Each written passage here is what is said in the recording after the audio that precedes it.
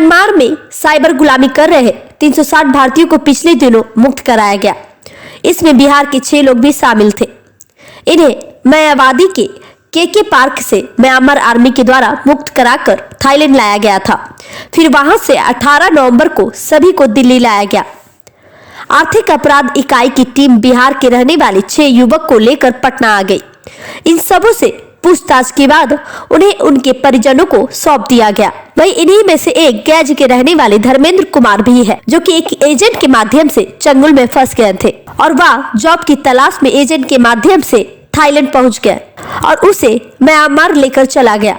गया के डेल्हा के रहने वाले धर्मेंद्र कुमार बताते हैं कि मैं पुणे में कई कंपनियों में काम किया था, लेकिन नौकरी छूट जाने के बाद मुझे जॉब की तलाश थी। मुझे अपने एक दोस्त से मुजफ्फरपुर के रहने वाले शुभम कुमार के बारे में जानकारी दिया गया। जब शुभम से बात किया गया था, उन्होंने थाईलैंड में एक चाइनीज जॉब होने की बात कही थी, जिसको लेकर कई बार हाई लेवल ऑनलाइन और वीडियो कॉलिंग इंटरव्यू भी हुआ। शुभम ने बताया कि अंतिम इंटरव्यू थाईलैंड में होगा, जिसको लेकर 19 अक्टूबर को एक टिकट बनवाया गया, जिससे पटना से कोलकाता और बैंकॉक पहुंच गए।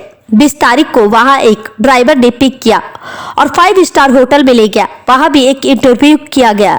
फिर दूसरा ड्राइवर आया और उसे अपने चमचमाती गाड़ी से ले गया। कुछ दूर चलने के बाद देखा कि पहाड़ी रास्ते और दलदल के रास्ते मुझे ले जाया गया और वहां पर हम लोगों को किडनैप कर लिया गया। गन पॉइंट से काफी दूर तक पैदल भी चलाया गया। कई बाइकर्स पहाड़ी पर चलने वाली बाइक को रखे हुए थे। सभी देखने में विदेशी लगते थे।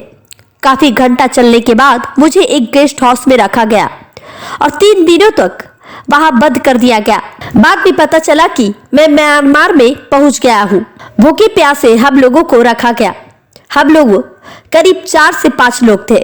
फिर अचानक वहां म्यांमार आर्मी और पुलिस के द्वारा छापेमारी किया गया, जहां हम लोगों को छुड़ाया गया। फिर म्यांमार आर्मी के द्वारा हमें अपने साथ रखा गया। वहां देखा कि पहले से ही कई लोगों को छुड़ा कर रखा गया है। हम लोगों को इंडियन एम्बेसी की मदद से हम लोगों को फिर म्यांमार से थाईलैंड और दिल्ली लाया गया। दिल्ली से आर्थिक अपराध इकाई के द्वारा पटना लाया गया, जहां से हम लोगों को पूछताछ के बाद अपने घर पर पहुंचा दिया गया। गैस से मगनभूमि न्यूज के लिए मनोज कुमार की रिपोर्ट। देखिए, हम मतलब जॉब का ही तलाश कर रहे थे और जॉब का तलाश कर रहे थे कंटिन्यू। तो इसी बीच हमारा एक दोस्त है, तो वो शुभम करके है, मुजफ्फरपुर का रहने वाला है। तो वो मिला, बोला कि जो एक थाईलैंड में जॉब है, ठीक है, एमएनसी कंपनी है, तुमको वहाँ पे इंटरव्यू करवा देते हैं, तो वहाँ पे तुम्हारा सिलेक्शन हो सकता है, वहाँ पे रिक्वायरमेंट है। तो उसके बाद उसने बोला कि सीवी भेजो। सीवी मैंने भेजा। उसके बाद जो एक इंटरव्यू प्रोसीजर होता है, जो जैसे कंपनी में होता है, उसी तरीक़ा से उसने कंडक्ट किया।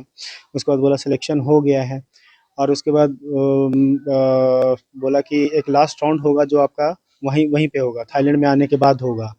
मैंने कहा ठीक है, कंपनी थाईलैंड में है, कैसी कंपनी? बोला चाइनीज़ कंपनी है, ठीक है।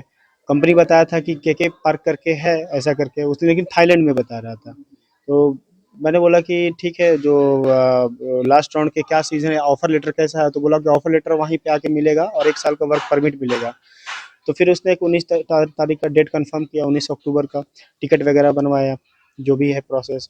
वहाँ पे हम पटना से कोलकाता, कोलकाता से बैंकॉक। फिर बैंकॉक हम लोग, मतलब मैं पहुँचा बैंकॉक वहाँ पे 12:30 बजे रात को, यानी कि 20 तारीख को। वहाँ से एक ड्राइवर पिक किया। ड्राइवर पिक करके एक 5 स्टार होटल में लेके गया। 1 दिन का होटल स्टे करवाया। उसके बाद होटल में भी एक इंटरव्यू कंडक्ट करवाया। होटल में इंटरव्यू कंडक्ट करवाने के बाद उसने बोला कि ठीक है, एक दूसरा ड्राइवर आपको पिक करेगा, आपको कंपनी आना है, ठीक है। वहीं पे आपका जो भी ऑफ़र लेटर और जो आपका वर्क परमिट है, वहीं पे आपका प्रोसेस होगा। तो उसके बाद ड्राइवर आया दूसरा पिक करने के लिए, लेकिन वो ड्राइवर पिक किया और उसके बाद एक पहाड़ी से जंगल के रास्ते हमें मतलब टॉर्चर करते हुए, प्रेशराइज़ करते हुए, टॉर्चर करते हुए, गन पॉइंट पे धमकी देते हुए, वो गाड़ी पे गाड़ी चेंज करते हुए एक पहाड़ी के रास्ते, जंगल के रास्ते वो कंटिन्यू लेकर जा रहा है हमें। उसके बाद कब उसने म्यांमार का बॉर्डर क्रॉस करवा दिया, हमें पता भी नहीं चला और हमें ले जाके गेस्ट हाउस में बंद कर दिया, पासपोर्ट छीन लिए। और उसके बाद वहाँ पे बहुत सारे लोगों को प्रताड़ित भी किया जा रहा था। जैसे हमारे साथ में मतलब मेरे साथ 3 इंडियंस और थे, जो कि होटल में ही ठहरे हुए थे। मुझे नहीं पता था कि वो लोग वो इसी का मतलब कंपनी ही जॉइन करने आए हैं, लेकिन उन लोगों को भी धोखे से ही लाया गया, जैसे मुझे धोखा से लाया गया था। ठीक है, उसने बताया नहीं कि कंपनी किधर है, क्या है, धोखे पे ही सबको लाया गया है वहाँ वहाँ पे। जाकर के आप कहाँ रखे थे? वहाँ पे गेस्ट हाउस में ले जाकर के लॉक कर दिया, बंद कर दिया, ताला लगा दिया, 3 दिन तक भूखे प्यासे, ठीक है। उसने मैंने बहुत रोया गिड़गिड़ाया भी कि मुझे घर जाना है, तो उसने बोला कि अगर घर जाना चाहते हो तो 500 यूएसडी आपको देना पड़ेगा। वहाँ का जो कोई थाई था या चाइनीज़ था, जो भी है, वो दिखने में वैसा ही लग रहा था। तो मैंने तत्काल में घर वालों को कॉन्टैक्ट किया किसी तरीके से, और बोला कि ऐसा-ऐसा बात है, मैं फँस चुका हूँ और मुझे घर आने के लिए पैसे डिमांड कर रहे हैं। तो इन लोगों ने किसी तरीके से किसी से ले करके कर्ज़ लेकर के मुझे पैसे ट्रांसफ़र किए। वहाँ पे फ़ोनपे, गूगल पे काम भी करता है। पैसा आने के बाद मैंने एजेंट को ट्रांसफ़र किए। हम लोग ऐसे 4-5 बंदों ने ट्रांसफ़र किया था कि घर जाना है, और सबका पैसा लेकर के वो जो वहाँ का जो एजेंट है, वो रफू चक्कर हो गया। और जो फ्रेंड था शुभम, मुजफ्फरपुर रहने वाला, वो क्या हुआ कि वो भी कांटेक्ट हम लोग से खत्म कर लिया। मतलब कोई बातचीत नहीं हो पा रही है आर्मी ठीक ने से। कैसे छोड़ा था? हम लोगों पे 3 दिन के बाद चौथा दिन क्या हुआ कि आर्मी वाली, वहाँ की जो लोकल म्यांमार की जो आर्मी है, पुलिस है, उन्होंने छापेमारी किया और हमें वहाँ से रेस्क्यू करके ताला तोड़ करके निकाला और एक रेफ्यूजी कैंप पे लेकर के गए। और वहाँ पे हमें 26-27 तारीख को उसने वहाँ पे छापेमारी किया था, गेस्ट हाउस से हमें लेकर के गए, और तब से लेकर के 17 नवंबर तक हम लोग उसी रेफ्यूजी कैंप में रहे। वहाँ पे उन लोगों ने इमिग्रेशन प्रोसेस किया। वहाँ पहले से और कई लोगों को छुड़ा और कर भी रखे बहुत सारे लोग थे छुड़ा करके वहाँ पे, बहुत सारे इंडियंस भी थे, डिफरेंट डिफरेंट कंट्रीज के थे, टोटल 600 से ऊपर लोग थे। क्या मंशा रही होगी उन लोगों को? उन लोगों का काम यही है कि वो लोग मानव तस्करी का काम करते हैं, बंदों को बुला करके। वो कंपनी, हज़ारों कंपनियाँ वहाँ पे, सुना है मैंने कि हज़ारों कंपनियाँ, मैंने तो कंपनी भी नहीं देखी, कंपनी कैसा है क्या है कुछ भी पता नहीं है मुझे, तो जाते ही प्रताड़ित किया गया है। लेकिन वहाँ पे सुना कि हज़ारों कंपनियाँ हैं, वहाँ पे सब बेच दिया जाता है, वो कंपनी में बेच दिया, वो कंपनी में बेच दिया, और एक बार बेच मतलब बिक जाता है जब कोई भी, तो वो कभी घर वापस नहीं आ पाता है। वो मतलब उसका बॉडी भी नहीं पहुँच पाएगा, मतलब वहाँ इस से आप तरीके से कैसे है। पहुँचे पटना? वहाँ से उन लोगों ने इमिग्रेशन, जो वहाँ के म्यांमार की जो पुलिस है, वहाँ पे इमिग्रेशन प्रोसेस करवाया, हमारा डेटा भेजा इंडियन एम्बेसीज को। उसके बाद हमारी जो भारत गवर्नमेंट, मतलब इंडियन गवर्नमेंट है, उन लोगों ने प्रोसेस वगैरह अपना स्टार्ट किया वहाँ से बंदों को एयरलिफ्ट करने के लिए।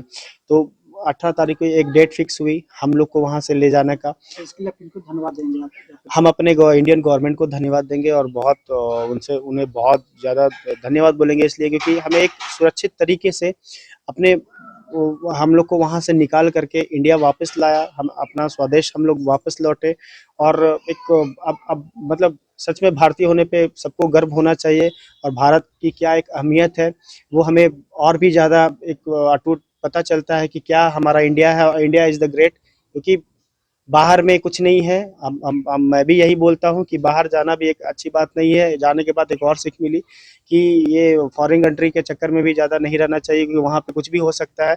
अगर आप एक प्रॉपर, अगर आप बड़े अच्छे से वेरीफाई कर लीजिए कि कंपनी क्या है, कैसी है, तभी जाने का सोचिए।